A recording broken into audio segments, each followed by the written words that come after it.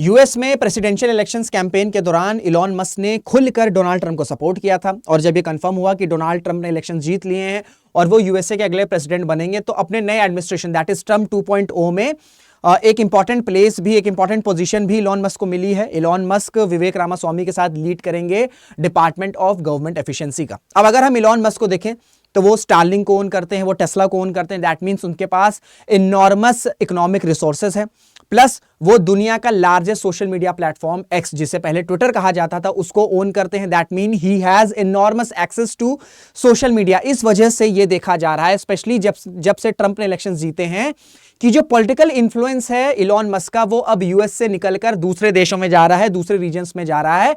और इसी के कंसर्न को देखते हुए यूरोप की कई कंट्रीज ने यह कहा है, उनके प्राइम मिनिस्टर्स ने यह कहा है कि इलॉन मस्क का जो इन्फ्लुएंस बढ़ रहा है, जो पॉलिटिकल इन्फ्लुएंस बढ़ रहा है, वो वर्ल्ड पॉलिटिक्स के लिए खतरनाक हो सकता है।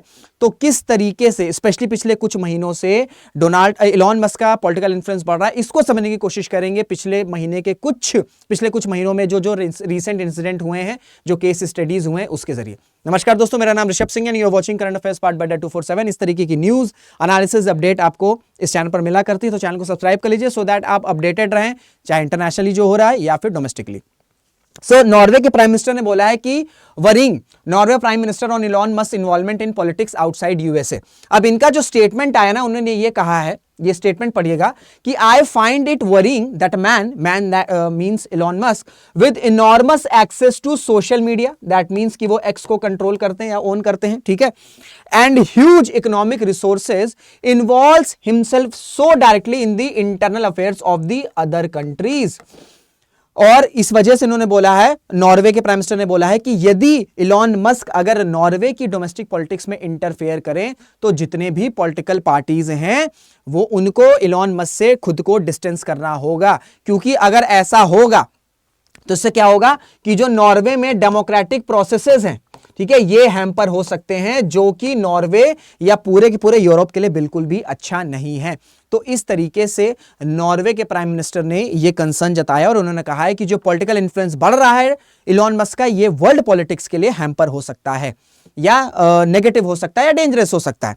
इस तरीके के आर्टिकल्स आ रहे हैं। How do you solve a problem like Elon Musk the tech billionaire is one of the most powerful politically connected people in the world. Europe's government are still working out how to deal with being on his bad side. अब आप कहेंगे कि Norway के prime minister ने ये statement क्यों दिया या इस तरीके के आर्टिकल्स क्यों छप रहे हैं? इसका जो मेन रीजन है वो ये है कि रिपोर्ट्स का मानना ये है कि जो इलॉन मस्क हैं, क्योंकि फरवरी में जर्मनी में इलेक्शंस होने वाले हैं। अब अगर हम जर्मनी की बात करें तो भाई ये एक बहुत इंपॉर्टेंट देश है यूरोप का। ऑलरेडी हम देख रहे हैं कि रशिया यूक्रेन का क्राइसिस चल रहा है यूरोप में। फ्रांस जो कि एक और इंपॉर्टेंट नेशन है, एक और इंपॉर्टेंट कंट्री, वहां पर भी पॉलिटिकल क्राइसिस है, वहां पर माइग्रेंट का इश्यूज चल रहा है, सिक्योरिटी इश्यूज चल रहा है, इकोनॉमिक इश्यूज चल रहा है।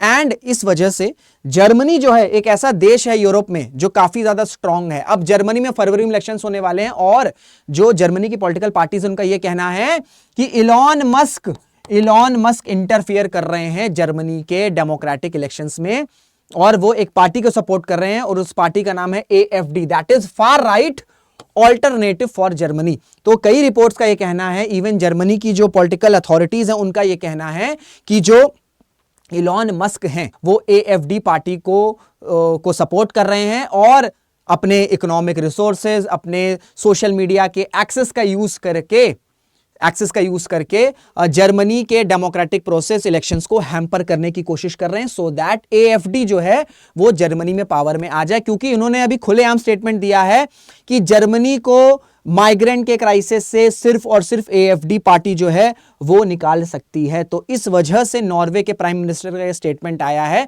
कि यूएसए के बाहर भी पॉलिटिकल इन्फ्लुएंस जो है वो धीरे धीरे बढ़ रहा है इलॉन मस्क का।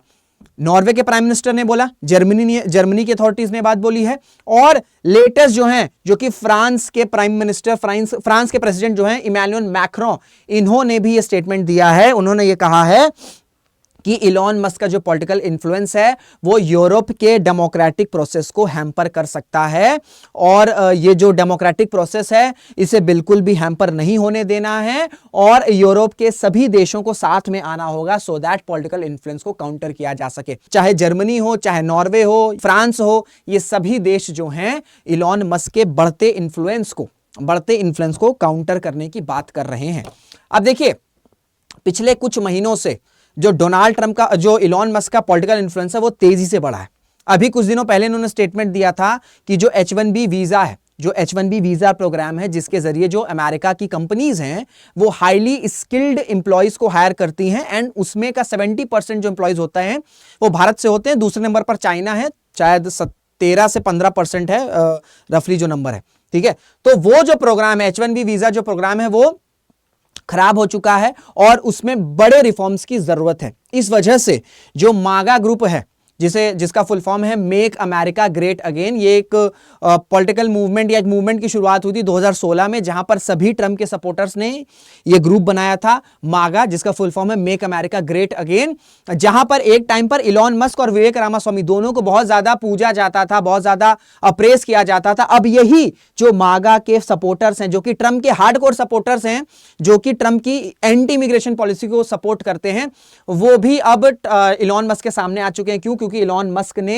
यह स्टेटमेंट दिया है कि H1B वीजा प्रोग्राम काफी ज्यादा एसेंशियल है यूएस की इकोनॉमी के लिए। क्यों? क्योंकि अमेरिका के जो इंजीनियर्स हैं, जो टेक हैं, वो नहीं इंटरेस्टेड हैं जॉब करने में, वो मोर और ऑफ जो है एंटरप्रेन्योरशिप में ज्यादा जा रहे हैं। इस वजह से यूएसए की इकोनॉमी को अगर ग्रो करना है तो we need highly skilled engineers through H1B visa program, और जिस पर डोनाल्ड ट्रंप ने भी पीठ थपथपा दी है, यानी कि डोनाल्ड ट्रंप ने भी सपोर्ट कर दिया है H1B वीजा प्रोग्राम के स्टांस को, जो कि इलॉन मस्क का है, और साथ में विवेक रामास्वामी का भी यही सेम स्टांस है। जिस वजह से जो ट्रंप के हार्डकोर सपोर्टर्स हैं वो कहीं ना कहीं ट्रंप के इस स्टांस से खुश नहीं है, और ये कह रहे हैं कि इलॉन मस्क का जो इन्फ्लुएंस है वो यूएसए में बिल्कुल डोनाल्ड ट्रंप के सेकंड नंबर पर आ चुका है, ठीक है। तो यूएसए में भी इनका इन्फ्लुएंस देखने को मिल रहा है, यूरोप में भी इनका इन्फ्लुएंस देखने को मिल रहा है। साथ में जो हार्डकोर सपोर्टर हैं ट्रंप के, वो